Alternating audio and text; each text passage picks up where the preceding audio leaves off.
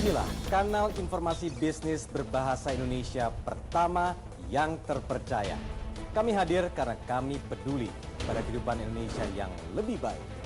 Inilah Bloomberg TV Indonesia. Jurnalis kami didukung tim profesional dan terampil, siap menghadirkan berita dan program berstandar tinggi di TV Anda.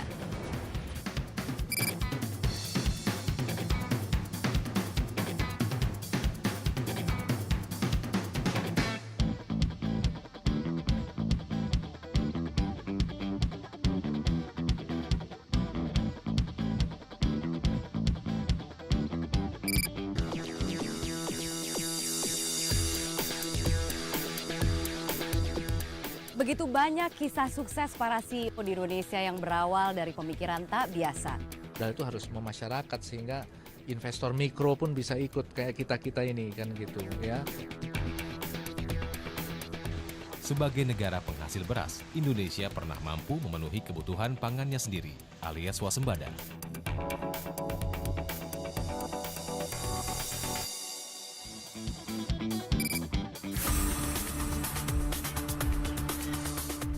Salah satu komputer Apple generasi pertama kembali dilelang di Mountain View, San Francisco bagian barat. Lelang dibuka dengan harga $300.000 Amerika atau sekitar 2,9 juta rupiah.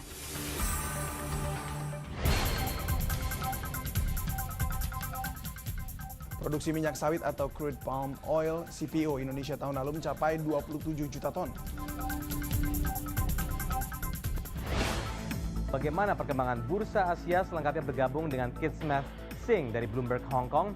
Hi there, Tommy. Stocks, in fact, bearing early declines, even as China's liquidity concerns do remain front and center. The MSCI Asia Pacific Index now up actually 0.3%. Thank you so much, Kismet Singh, langsung dari Bloomberg Hong Kong. Informasi pertama dari nilai tukar rupiah yang akhirnya menguat terhadap dolar Amerika Serikat. Pada perdagangan hari ini, mata uang Garuda menguat 11 poin ke level 9.920 per dolar Amerika. Kenaikan harga BBM ternyata tidak berpengaruh pada peringkat utang Indonesia. Standard & Poor's masih menempatkan Indonesia di level BB+, yang berarti stabil untuk tujuan investasi asing.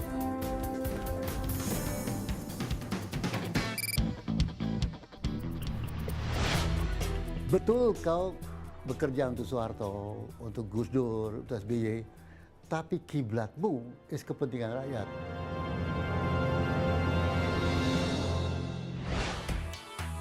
Menutup impor itu adalah konsekuensi lanjutan dari kemampuan kita untuk meningkatkan produksi dalam negeri.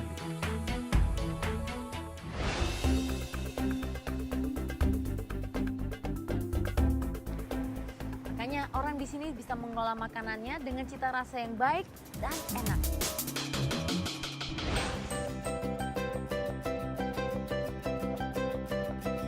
Sampai kapanpun kalau bisa bawang putih tetap ditanam terus. Kalau saya ngeliat ada opportunity, saya pasti masuk gitu ya.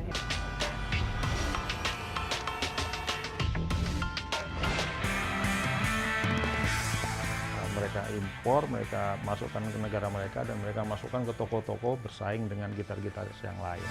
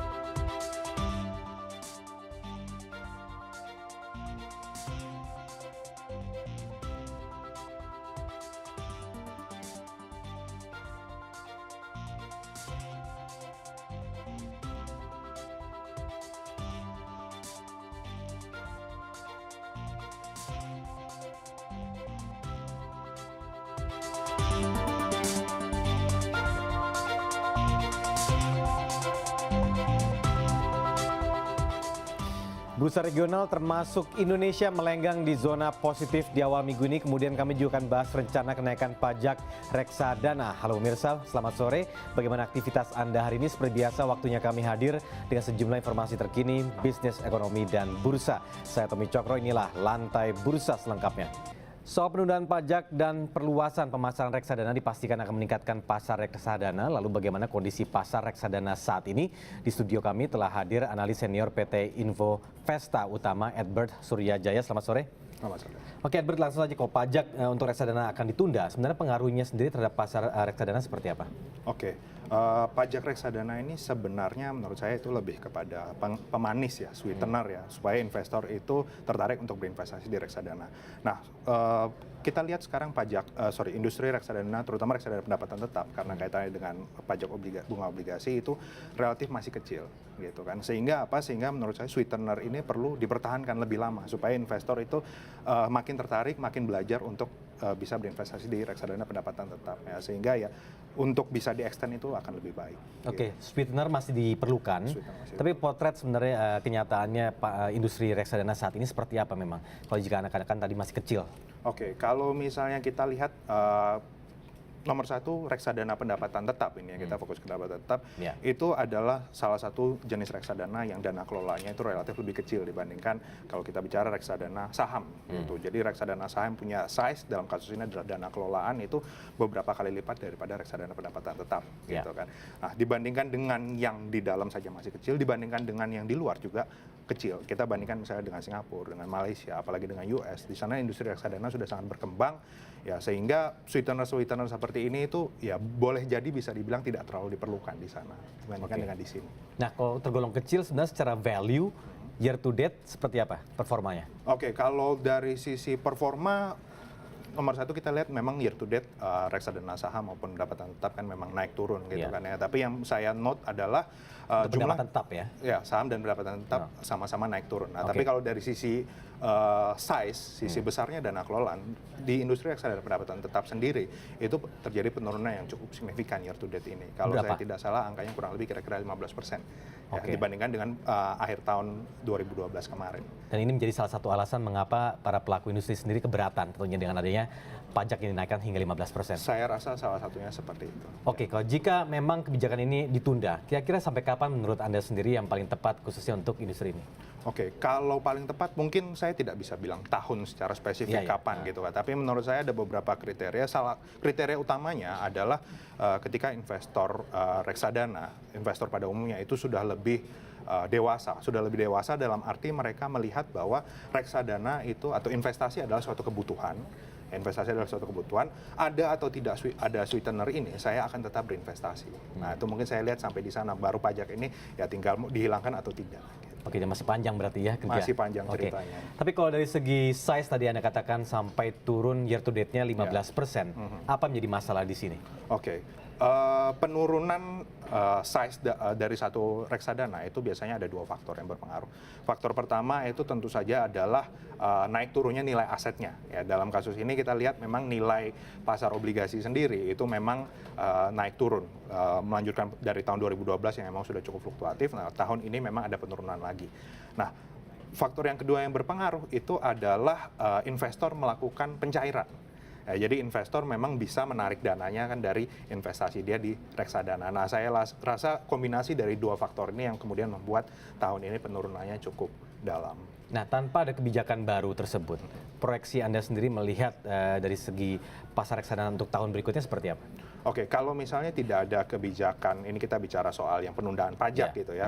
Kalau misalnya itu tidak terjadi sih, saya rasa tahun depan terutama produk reksadana pendapatan tetap ini mungkin akan kehilangan pesonanya ya dalam tanda kutip. Kenapa? Karena memang selama ini orang melihat insentif pajak itu sebagai salah satu sweetener yang paling berasa gitu. Mereka melihatnya ke sana gitu. Ketika itu hilang ya otomatis apa yang membuat saya masih tertarik untuk berinvestasi di reksadana pendapatan tetap, itu yang jadi pertanyaan. Nah, jika pajak penghasilan 5%, apa perlu insentif atau sweetener yang lain yang dapat memicu kenaikan performa sendiri atau tidak? Oke, kalau misalnya sudah 5%, menurut saya sih sudah cukup ideal ya. Gitu. Jadi tidak perlu ada tambahan insentif lain dari sisi pajaknya. Mungkin yang perlu ditingkatkan tuh dari sisi lain-lain, misalnya katakanlah contoh persebaran informasi atau edukasi soal investasi. Nah, mungkin itu yang penting. Kenapa? Karena kalau sweetenernya pajaknya sudah ada, ya berarti tinggal masalah investor atau calon investor dalam halnya masyarakat luas itu tahu atau tidak sadar atau tidak akan pentingnya berinvestasi, malahan di sana sih. Oke, tapi Mas juga melihat ada kendala lain tidak yang menimpa untuk pengembangan reksadana ini sendiri di Indonesia? Oke, kalau untuk pengembangan reksadana, nomor satu mungkin saya lihat itu dari sisi edukasi dan informasi sebenarnya. Kenapa? Karena investor kita itu bicara soal investasi itu masih punya mindset yang mungkin saya bisa bilang agak sedikit kuno gitu ya dibandingkan dengan katakanlah penduduk Singapura atau Malaysia. Kita lihat yang dekat-dekat aja, di mana mereka melihat sudah aware sepenuhnya dengan investasi, melihat bahwa investasi ini merupakan satu keperluan gitu, satu kebutuhan, mungkin bahkan bisa dibilang kebutuhan primer gitu kan. Nah, tapi di kita kan tidak, masih reluctant untuk berinvestasi gitu kan. Nah, oleh karena itu ya tadi edukasi bahwa itu penting dan informasi. Oke, kalau mau investasi mana sih yang bagus, bagaimana cara memilihnya. Nah, selain pajak, OJK juga merencanakan untuk menggodok aturan perluasan pemasaran reksadana. Nah, bagaimana pendapat Anda mengenai hal ini? Oke, kalau perluasan pemasaran reksadana itu pastinya dampaknya bagi investor sih tentu saja akan positif ya. Kenapa? Karena kita bicara kalau misalnya investor mau beli reksadana itu selama ini mereka cari-cari dulu harus kemana. Kalau kita bicara di kota besar, mungkin katakanlah kayak Jakarta gitu kan, ya itu mungkin lebih gampang. Tapi kita bicara di kota-kota lain, katakanlah ibu kota provinsi lain kayak Jawa Tengah, di Semarang, di Jogja, Surabaya, atau even Medan gitu, channel distribusi reksadana itu menurut saya masih relatif kurang gitu. Nah, dengan adanya ini harapannya bisa memenuhi permintaan masyarakat soal investasi reksadana. Bukan hanya dari informasinya, tapi juga pilihan yang ada seperti apa. Nah, selain itu, apakah perlu ada SOP lain untuk mendukung perluasan pemasaran ini atau tidak? Oke, kalau SOP sih sudah pasti ya. Kenapa? Karena dengan adanya penambahan channel distribusi, SOP untuk mulai dari sisi pengawasan, apa segala macam itu tentu saja perlu disiapkan. Kenapa? Karena kita bicara ini kadang-kadang, apalagi kalau misalnya kita ketemu investor yang masih relatif awam gitu kan. Ya, kalau misalnya dalam tanda kutip rugi gitu kan, kemudian kan bisa marah-marah gitu kan. Nah, itu ya tentu saja perlu siapkan SOP yang lebih baik untuk menghandle masalah-masalah yang mungkin ada. Gitu. Oke, terakhir nih Pak, untuk dana kelolaan sendiri, apakah ada potensi untuk naik nantinya? Oke, kita sih selama ini masih percaya bahwa dana kelolaan masih akan terus naik. Industri reksadana industri reksadana secara keseluruhan, mungkin saya bilang bisa terus akan tumbuh gitu. Perkiraan kita sih antara 10-15%. Nah, mungkin kalau misalnya nanti soal channel distribusi ini sudah beres dan running dengan lancar gitu, saya lihat bisa naik sampai 20-25% setiap tahun tumbuhnya. Oke, Edward, terima kasih sudah hadir di Lantai Bursa sore ini. Terima kasih. Dan informasi tadi mengakhiri kebersamaan kita dalam Lantai Bursa. Saya Tommy Cokro beserta seluruh tim mengucapkan terima kasih, selamat malam dan sampai jumpa.